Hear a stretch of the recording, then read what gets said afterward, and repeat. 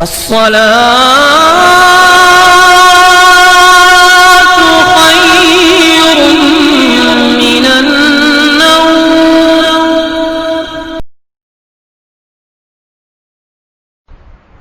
سے پہلے متع سن لیجئے کیا ہے۔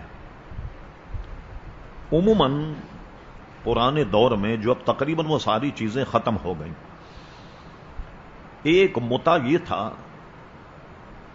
کہ ایک خاتون اور مرد متع کریں، ایک معاہدہ کریں اور اپنی جنسی حوث کو پورا کرنے کے بعد میں اس کو چھوڑ دیں، یہ متع ہے۔ 7ویں ہجری میں غزوہ خیبر کے بعد، یہ ہمارے یہاں صحیح ستہ میں حدیثیں موجود ہیں کہ حضور علیہ السلام نے صحابہ کو 2 چیزوں سے منع کیا، اگرچہ متع اتنا عام نہیں تھا، شاذ نادر، 2 چیزوں سے منع کیا۔ وہ 2 چیزیں کیا تھیں؟ ایک گوہ، اس کے کھانے سے منع کیا، اور ایک متع سے منع کیا۔ گوہ ایک جانور ہے جیسے کہ چھپکلی اور سانڈا ہوتا ہے، تقریباً 2 گز کے قریب لمبا ہوتا ہے، اس کو چور استعمال کرتے ہیں۔ یہ گو کے کمر میں رسی باندھتے، اور آپ کو تان کا تعجب ہوگا، یہ اتنا طاقتور جانور ہے، اس کے ایکسپرٹ ہوتے ہیں، اس کے کمر میں رسی باندھ کر اور اس طریقے سے اس کو گھماتے، جیسے کہ بہت سے لوگ کام کے ایکسپرٹ ہوتے ہیں نا، ڈاکو اور چوروں، ایسے گھمانے کے بعد کسی قلعے یا کسی بلڈنگ پر اس کو پھینکتے اور وہ اپنے پنجے ایسے جکڑ لیتی۔ وہ اتنا طاقتور جانور ہے کہ پنجے جب گاڑ لے، پوری فوج رسی پر چڑھ جائے تو وہ نہیں چھوڑتا، پوری فوج چڑھ جائے رسی پر وہ نہیں چھوڑتا۔ تو چور ڈاکو اس کو استعمال کر کے قلعے پر یا لمبے اونچے مکانوں پر چڑھ کر اور ڈکیتی کرتے۔ یہ وہ گو، جیسے گھوڑوں میں طاقت حاصل کرنے کے لیے آپ جوس پیتے ہیں، اخنی پیتے ہیں، وغیرہ وغیرہ، کہ جو گھوڑ سوار لوگ ہیں، گھوڑے کو ایکسپرٹ کرنے، اس کی طاقت بڑھانے، اس کا سانس بڑھانے کے لیے گو کو ذبح کر کے اس کے ٹکڑے کرتے ہیں، ٹکڑے کرنے کے بعد اس کو پکا کر کے اس کی اخنی جو ہے وہ گھوڑوں کو پلاتے ہیں تاکہ ان میں طاقت پیدا ہو جائے۔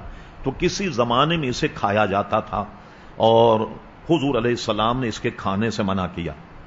بہت سے ایسی حرام چیزیں، آپ بلوچستان چلے جائیے، جنگلی چوہا ہے، کبھی دیکھا ہوا، اس پہ کانٹے ہوتے ہیں، بالکل جب اپنے آپ کے جسم کو سکیڑ لے تو بالکل ایسا لگتا ہے جیسے کوئی بال ہے اور اس پہ کانٹے لگے ہوئے ہیں، سمجھے؟ وہ چوہا ہے جنگلی، حرام۔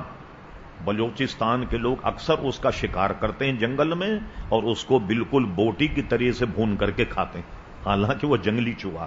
تو اسی طرح اس کو بھی کھایا جاتا تھا، گو کو۔